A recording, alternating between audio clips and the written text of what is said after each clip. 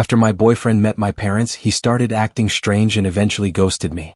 When I confronted my mother, what she admitted made me feel sick to my stomach. I never thought I'd find myself in a situation like this. It all started when Derek and I met through mutual friends. It felt like one of those perfect connections you hear about in stories. We hit it off instantly. He was funny, sweet, and so incredibly easy to talk to. There was something about him that made everyone feel comfortable around him. It wasn't just me who felt that way. Everyone loved him. I had never seen him not get along with anyone, and that only made me like him more. For the first few months, everything seemed perfect. We spent weekends together, had long phone calls late into the night, and it was just easy. I told my parents about him a couple of times, and they were excited to meet him. My parents are warm, welcoming people. They've always been that way, especially when it comes to my boyfriends. So when Derek and I planned to visit them, I was sure everything would go smoothly. The drive to my parents' house was long, but Derek and I were used to it. We stayed at a nearby hotel, dropping off our things before heading over to my parents' place. When we arrived, my mom was already in the kitchen cooking up a storm, and my dad was in the living room watching the game. It wasn't anything fancy, just a simple family dinner, but I knew they were eager to meet Derek. They had asked about him so many times, and it felt like the right moment to introduce him properly. At first, everything seemed fine. We sat down for dinner, and my parents asked us some usual questions. How we met, how long we'd been together, how serious we were. Derek answered most of the questions without hesitation. But there was something different about him that night. I'd never seen him stutter before, and yet, there he was, struggling to get words out. I tried to brush it off as nerves. I mean, it was his first time meeting my parents after all. But then it got strange. After dinner, Derek thanked my parents quickly, almost too quickly, and said we needed to leave. I didn't think much of it at first. Maybe he was just tired or didn't feel well. But when we got back to the hotel, he immediately ran to the bathroom. I could hear him throwing up, and I thought he might be coming down with something. I was a little concerned, but he assured me he was fine and insisted I stay and enjoy the rest of the trip. I thought that was strange too, but I didn't press him. Instead, I spent the next couple of days with my parents, catching up and enjoying the time with them. But after a while, I started getting worried. Derek hadn't replied to my texts or calls, and I was beginning to think maybe something had gone wrong. 2 days passed, and I decided I needed to check on him. I ended up cutting my trip short and drove straight to his apartment. When I arrived, Derek was there, sitting on the couch looking perfectly fine. He assured me he was feeling better, though I could see the tension in his face. I asked why he hadn't been replying to my texts, and he said I was overreacting. He claimed he just wanted to be alone and needed space to recover. I tried to understand, but something about his response didn't sit right with me. The way he avoided eye contact, the way his voice trembled slightly, it didn't feel like the Derek I knew. That night, I couldn't shake the feeling that something was wrong. I texted him asking if I had done something wrong, if I was being too much, or if our relationship was okay. I didn't get a reply. Days passed. Then a week. Derek didn't text, call, or even acknowledge my messages. This wasn't like him at all. He was always responsive, always so present. But now it felt like I was chasing a ghost.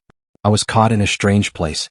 Part of me wanted to give him space, but another part of me couldn't just let things go without understanding what had happened. So, after a few more days of unanswered texts, I decided to speak to my mom about it. She had been the one who'd known me the longest, and maybe she could offer some insight. I needed to know if I had missed something, if I had overlooked some warning sign I hadn't seen before. I called her, explaining everything, the weird dinner, the sudden illness, the ghosting. My mom listened quietly at first. Then there was silence. A long, unbearable silence. I heard her sniffle, then start crying. I had no idea what was happening, but something in my gut told me I wasn't prepared for what was about to come. She finally managed to compose herself enough to speak, but her voice cracked. She confessed that Derek was her former student. He had been in her class during his senior year of high school. At first, I didn't fully understand what she was saying. Then she told me the worst part: they had an affair. It wasn't just a passing mistake, it had been an affair, a real one. She said they only slept together once before she ended it, but the damage was already done. She cried, telling me how much she regretted it. It was her greatest regret, she said. I didn't know how to process this. I wasn't even sure what to feel. My mind was spinning. She told me that my dad knew about it, that they had gone to couples counseling years ago to work through it. I couldn't imagine what that had been like for them. My mom kept crying, saying how much she wished she could undo the past.